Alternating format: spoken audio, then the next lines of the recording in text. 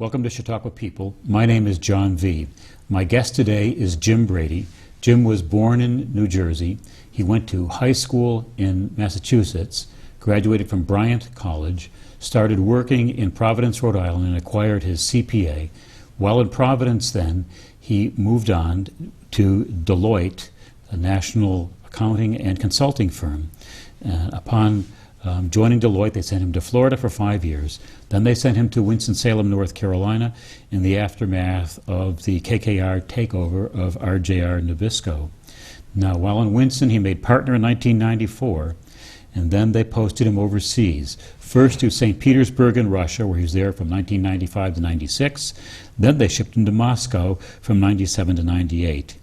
He returned to Washington, D.C. in 1998, was there for 5 years, then posted to Atlanta, and then again overseas to India, where he served from 2008 until 2012. Jim, welcome to Chautauqua People. John, great to be here. Tell me what your current assignment is with Deloitte. Okay, well, thank you for the introduction, and it's great to be here. Current assignment, and I have a passion for politics and for public policy, so right now I'm the U.S. Head of Government Affairs and Public Policy, and really what our CEO, Joe Echeverry at Deloitte wants to do, he really wants to have Deloitte be much more in the game, both at the federal and state level, both executive and legislative branches. So, I mean, we're a large firm at Deloitte, and we need to be engaged with the government. And what would you do for a government? Well, there's a few different cuts. I mean, first off, we have probably 10% of our United States practice is federal and 40-something states, and Right. these are large contracts. So we're doing, at the federal level, we're working both in the defense and the civilian, just about every cabinet agency, and that's our consultancy. So both public and states, we're doing systems implementations, we're doing monitoring, we're doing audits, and so now, separate from that, the government just impacts everything we do. Indeed. And frankly, a big chunk of our practice, John, is regulatory consulting for our banking clients, our healthcare clients, our energy clients. It's a very, very specialized world. So that's where so there are two cuts. We serve the government at Deloitte, and then we help our clients navigate the government. Right. So, for example, we had a major issue in this county about a power plant in Dunkirk. And your firm might have been in there saying, what are the numbers involved if we change the power from coal to gas? How are we going to use this energy? What would the pricing be? Yeah, at Deloitte we have four major businesses. Obviously we're famous for being an auditor for 100 years. It was the Big Eight when I graduated from Bryant College in 1981. Today it's the Big Four. Obviously we're famous for being a tax firm. But right now, consulting has become the biggest part of our practice. So that example you just gave, yeah, that's an example of the types of things we do as a consultancy. Right. Now tell me what you did in Russia. Well, that was a fascinating time. I made partner, as you said, in 1994 in Winston-Salem. That's where I met my wife, Barbara, and we got married there. And then after the KKR acquisition of RJR, their second largest manufacturing plant after the wall came down and the former Soviet Union broke up and went into 20-something countries. Mm-hmm. So Western multinational corporations started buying assets in Russia. RJR acquired a plant in St. Petersburg, and they wanted the same level of service in St. Petersburg, Russia, that they had in Winston-Salem, North Carolina. So transferred there, and my main client was RJR for the 4 years that I was there. In addition to that, in the move to Moscow, mm-hmm. I ran our audit practice as well. But it was RJR starting to buy basically Russian assets that brought us there. What did they manufacture this plant in Russia? Well, the largest cigarette manufacturing plant for RJR, cigarette maker, was in Winston-Salem. But when they bought this plant in St. Petersburg, it became their second largest plant in the United States. And you know, the further east that you go, there's more smokers. Indeed, indeed. I visited that plant, and I think the place called Tobaccoville, just yes. north of Winston-Salem. Yes, indeed. Yes, indeed. And yes. That's when I was at Wake Forest in the early 90s. Yes, indeed. That and I was in Winston-Salem in the early 92, 3, 4, 5, and that was really the era of the litigation for that industry, but also when you visited Tobaccoville, you didn't see 1,000 people. That's when No. the technology became, and the robots, frankly. And so it was a fascinating account to be able to see the domestic side, John, but then to go to Russia and to see the international side. And frankly, to see post-Cold War and the emergence of democracy in Russia was quite an experience. Now, how was the technology in Russia at the time? Well, we set up our Deloitte offices, but I mean, there's clearly a lag. And the interesting thing about the former Soviet Union, for 70 years, they were a nuclear superpower. Right. Us in the United States, the Cold War, the counterbalances. But underneath that, there wasn't a lot. I mean, it's just the everyday life across, I mean, socialism, Marxism, as opposed to democracy and capitalism. I think the experiment failed, obviously. Yeah. I visited Cuba just over a year ago with National Geographic. Okay. Went to a cigar factory. The quota there for manufacturing is 160 cigars a day. The person gets paid $20 a month. 20 years prior, when in Tobaccoville, the machines make 2 miles of cigarettes per minute. Yeah. Putting them in packs, cases, shipping them off on a pallet to a robot. Yeah. And the operator, looking for someone with a bachelor's degree in technology, not engineering, is on a salary scale 20 years ago, $40,000 to $70,000 a year. Yeah. Yes, indeed. Yes, indeed. And Yes, what a indeed. difference. Yes, indeed. So I looked at that substantially. Now, tell me, you are a CPA. Yep. How does one become a CPA? And what does that stand? What does it stand for? Well, CPA is Certified Public Accountant. Correct. It's been a great career. I graduated from Bryant in 1981, so it's been 33 years. And it's evolved quite a bit. Our profession has evolved. First, it was the Big Eight when I came out. Now it's 4 firms. The complexity of accounting is much more intense than it was when I graduated 33 years ago. We were self-regulated profession until Sarbanes-Oxley and Enron, WorldCom, and everything that happened in 2002-3 created this entity called the PCOB. So now we're regulated. It's much more complex. However, I mean, we have the best capital markets in the world, John, and, the independent audit gives investors, creditors, the wherewithal to have confidence in the financial statements of a company. So the independent audit stands as a pillar of capitalism today. But it's a challenging career. It's a fun career. You've got 5 years now. It was 4 when I graduated, so now all 50 states have adopted a 5th year where you basically go get your master's in accounting. And then you take the CPA exam, and that takes a bit of an effort. It's a tough exam to pass. And what is the pass rate the first time up at bat? Well, first time it's 10%. So most people take it 2 or 3 times. Correct. 10% for the first time. It's good to get it out of the way. I remember getting the envelope in 1981, and then you're done. And you jump for joy when that thing comes. Yes, indeed. Well, if it comes with the right scores, yes, you do jump. Indeed, Yes. indeed. I hope you're, well, obviously, once upon a time, you got one of those papers. Yes, exactly. And so that's it. Now, do you have a continuing education requirement for? Oh, yeah, yeah. So it's Being a 120, CPA? oh, yeah. So it's 120 hours rolling every 3 years. Certain amount has to be in accounting and auditing or whatever your specialty is. So absolutely, yeah. Right, right. Okay, now you had these wonderful tours overseas. Tell me what was going on in India, which was different, clearly a different mission than you had with the KKR, RJR issue in Russia. Yeah, and Russia was my first 4 years as a partner. So I made partner in Winston-Salem in May of '94. 8 months later, winter of '95, and we ended up spending 3.5 years in Russia. But my wife would tell you it was 4 winters. But I was brand new partner, young, and in India, it was pretty recent. I did that job from '08 to '12. We actually lived and rented our house in Atlanta and lived in Hyderabad, India for the '09-10 school year. Our kids, Alex, our daughter, was in 7th grade. Our son, Chris, was in 5th at the time. That was really setting up, unlike the Russia piece, which was serving clients.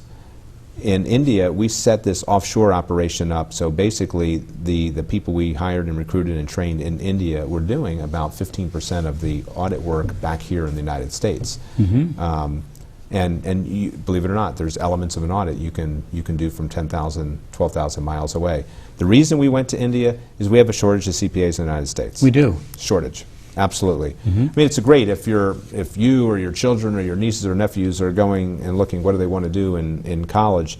Obviously, you'd like to be on the right side of the supply and demand equation. Indeed. And the demand for CPAs is here, and the supply is here. Frankly, it's just the opposite of when I graduated. You had the baby boom, our generation, the baby boomers, plenty supply, not enough clients.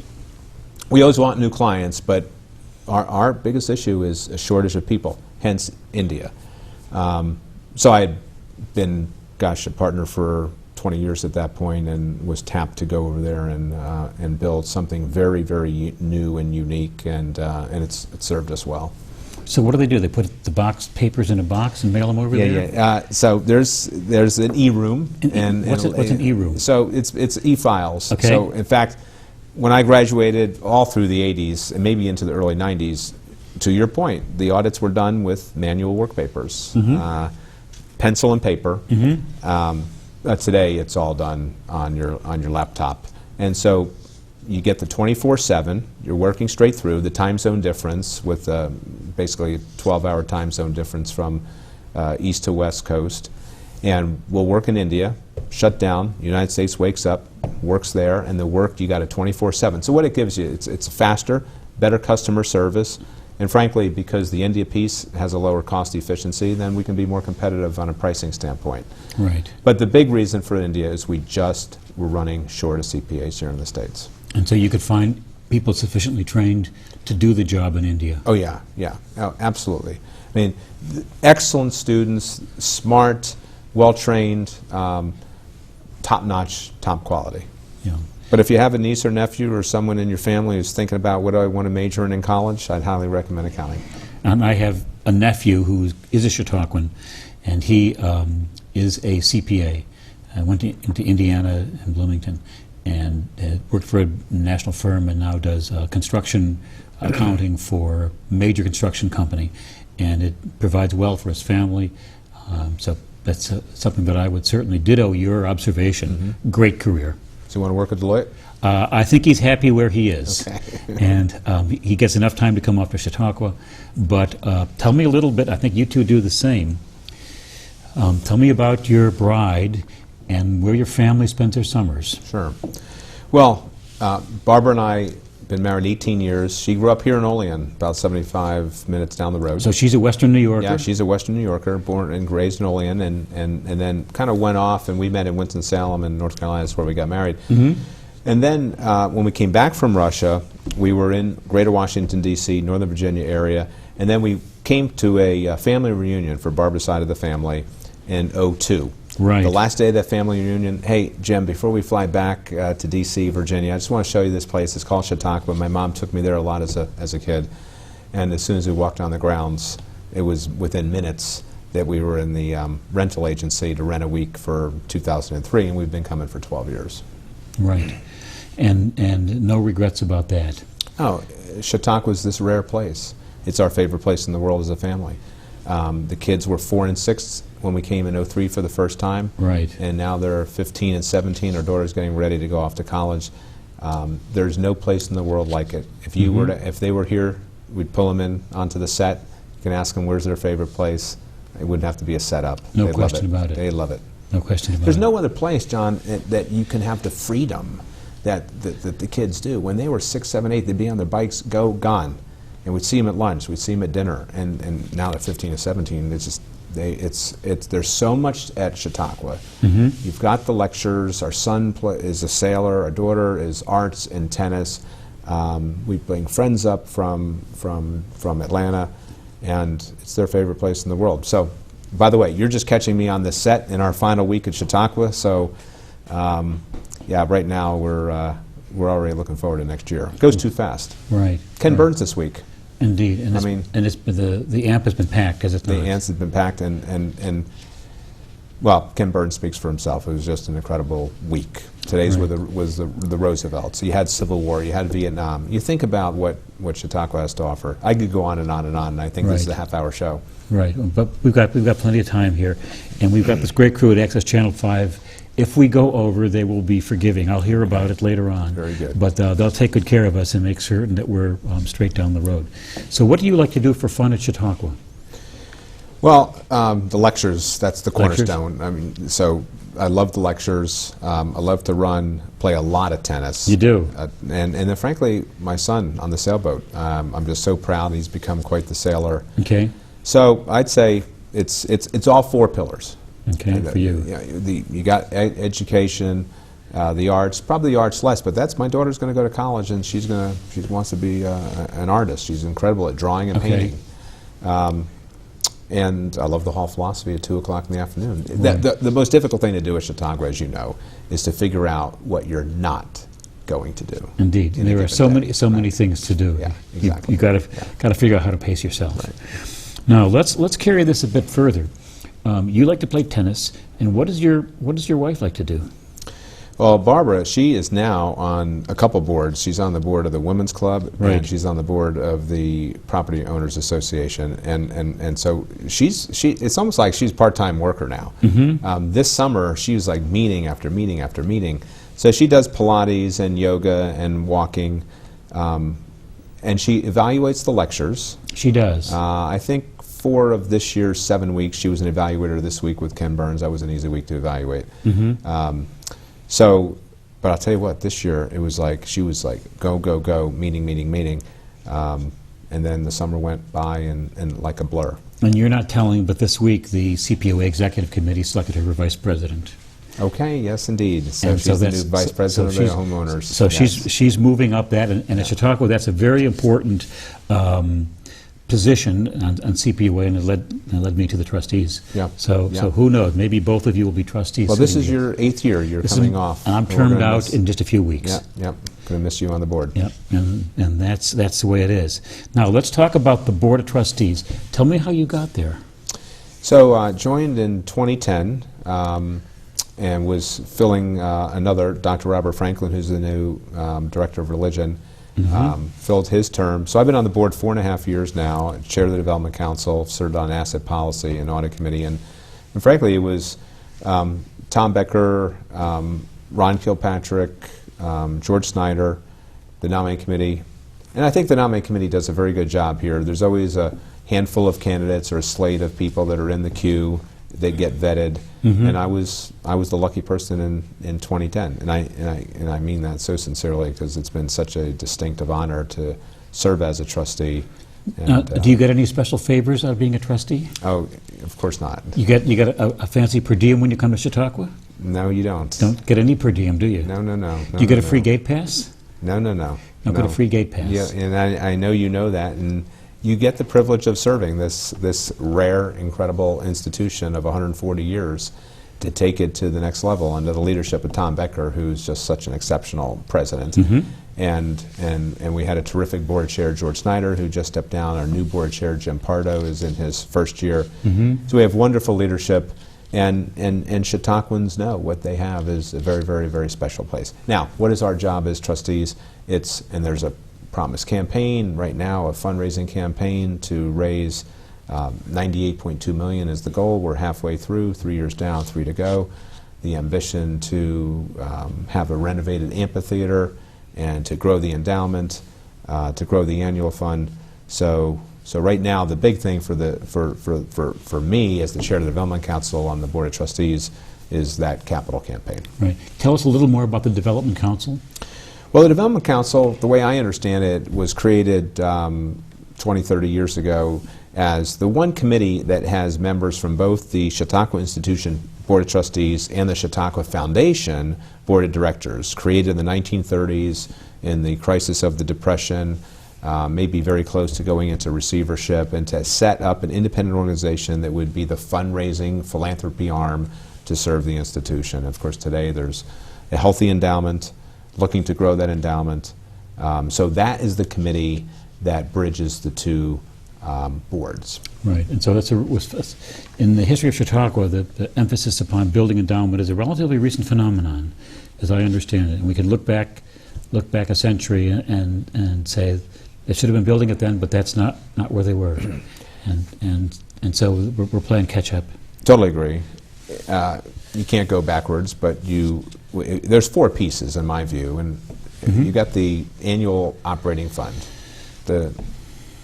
That serves, and we've increased it quite nicely over the past 10 years, but that serves to run the program year in and year out. You need to have that amount coming in, and it's public, and last year was $3.6 million. So about 80% of the Chautauqua program is from the gate fee, and the other 20% is philanthropy. All right, so you got the annual operating fund. Then you have the endowment, and if we can have that endowment grow and become $300 or $400 million over the next few years, then the percentage of earnings off that will help us keep the prices of Chautauqua from going higher and higher and higher. Third piece is the capital piece, and the amphitheater would be one heck of a project to pull off. But then the fourth piece is the planned giving piece. Can you imagine if we were doing the planned giving in 1910, 20, 30, 40? Now we're doing it today. That's why I think in the next 30, 40, 50 years, we're going to start seeing the bequests. Right. Now tell me a little more, what is planned giving?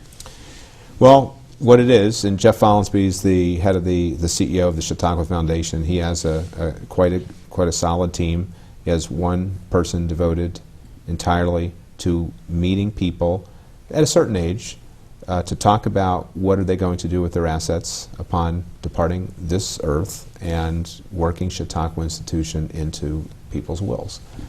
And we've been very successful picking up about 25, 30 a year known people, Chautauqua Institution, in their will, bequesting, and so hopefully that sets the path for the next 50 years.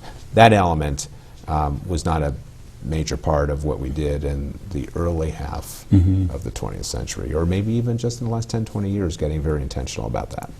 So I understand mid-20th century, there was a gentleman who walked around the grounds with a packet of 3x5 cards. He kept them tied up with a rubber band. They were in his pocket. And if you would see him, he would pull it out and say, "Jim, you gave us $10 last year. Can you go 12 this?" And you would mark it down, and that was the development process. Is that right? And indeed, it was clearly a previous era, and that's significant. Now, is there a kind of tension with Chautauqua about finances? And I don't mean this in a bad way, but talk about the gate fee, the need for philanthropy. Are they connected? Oh, I think they're very connected. Like I said, to put on this program, it's not getting less expensive. Year after year, it's getting more expensive. Right. And if we're going to maintain the quality of the program that Chautauquans have been accustomed to for 140 years, decades and decades, the consistency of the program, week in and week out. I mean, this week, Ken Burns. It's just to maintain that level of consistency, it's getting more and more expensive. At the same time, we don't want to be raising gate fees and parking fees 6, 8, 10%. Want to be able to keep those price hikes as low as possible, hence the philanthropy piece. We'd like to see the philanthropy piece, instead of being 80-20, have the philanthropy piece maybe be 25-30% a couple decades from now. Right. That would be an enormous positive. So to me, the biggest things for the financial sustainability of Chautauqua is not price increases. Right. It's volume. This week, we were sold out. Maybe that's not the right word, but Ken Burns this week, was full house. Full house. Well, so we have the capacity to grow volume across the full 9 weeks, and then we have the capacity to increase philanthropy. Those are the big two, not price increases. Right. And so if philanthropy is successful, then that takes the pressure off price increases. Of course. And most people would say, go there about program, do what you're doing, but do it better. And by implication, that means a little better, incrementally better each year, occasionally a big jump when something presents itself. And that costs. Indeed. Indeed. And so if philanthropy is not successful, then something has to give. Improvements in the quality or the price at the gate. And then you got the capital expenditure piece. What in my 4 years on the Board of Trustees, and I think in the last 8 or so, 10 years, is the grounds have never looked better. So a big part of some cost efficiencies coming into the 08-09 recession, driving cost efficiencies, enabled us at Chautauqua Institution under the leadership of Tom Becker and a very, very engaged board is to have the cost efficiency to actually throw off positive cash flow and to keep the annual fundraising increasing during an incredibly challenging economic time, 08, 9, 10. Now that hopefully we're coming out of that, John, and we're now coming into an economy hopefully that's getting some traction, I mean, hopefully we can now take it to the next level, but through volume and philanthropy. Right. And so the assumption then is we're good to go. Now, when Chautauqua wants to do a major project, do they take out a loan or sell Chautauqua bonds? How do they do that? Yeah, we don't have Chautauqua bonds. No Chautauqua bonds. The good news is that there's the balance sheet of Chautauqua Institution is very, very strong. Okay. And so no debt, no bond debt. And so the answer to that is we work the capital campaigns. It's a grassroots effort. The Chautauqua Foundation staff is a handful of people. It's not an army of 30 or 40. It's 6 or 8 downstairs in the colonnade on the grounds. And it's really the volunteers, 100 Chautauqua Fund volunteers every year. The Promise campaign has 50 people that are called Major Gift Committee. Not 5 or 10, 50. 50. And it's a 6-year campaign. So the philanthropy is a very intentional grassroots effort. Right. And therefore, we remain hopeful about Chautauqua's future, do we not? That indeed, through better work with philanthropy, careful management of assets, they will be able to generate more and take some pressure off gate fees, and at the same time be smart and work connections, people like Ken Burns and others, for a continuing improvement program. I think so. Improving program. Now, we've got just a minute and a half here left. Can you tell me about and think back about your family? What real influence has it had upon your existence, Chautauqua? How has it affected your family? It's drawn us closer. On all levels, on a spiritual sense, educational sense, the bonding, the laughter, the fun, the seriousness, the learning. And another neat thing too is Barbara has family here in Olean, Jamestown. So when we're up here for 7, 8, 9 weeks, we have the interaction with Barbara's family. Chautauqua Institution is, I would say, it's been the most impactful component of our children's upbringing. Chautauqua Institution, and frankly, for me myself, I would say that as well. We have an enormous passion for Chautauqua. So we bought a home here in 2010. When I retire from Deloitte, we'll be here 4 months. Not just the 9-week season. We'll be here for 4 out of the 12 months, and we are all in. Here's an example. My daughter, she's getting ready to go to college next year. Right. Her college essay is my years at Chautauqua. My goodness. That's a wonderful point on which to end our discussion. And I could punctuate it with my own experiences. The only thing I've got to tease you and say, well, you didn't succeed in turning her into an accountant. Maybe that'll come after the art. Who Thank knows? you, John. Okay. I appreciate it. Thank you so much. Thanks so much. Got it. Right. My name is John V. This has been Chautauqua People. Thanks for viewing.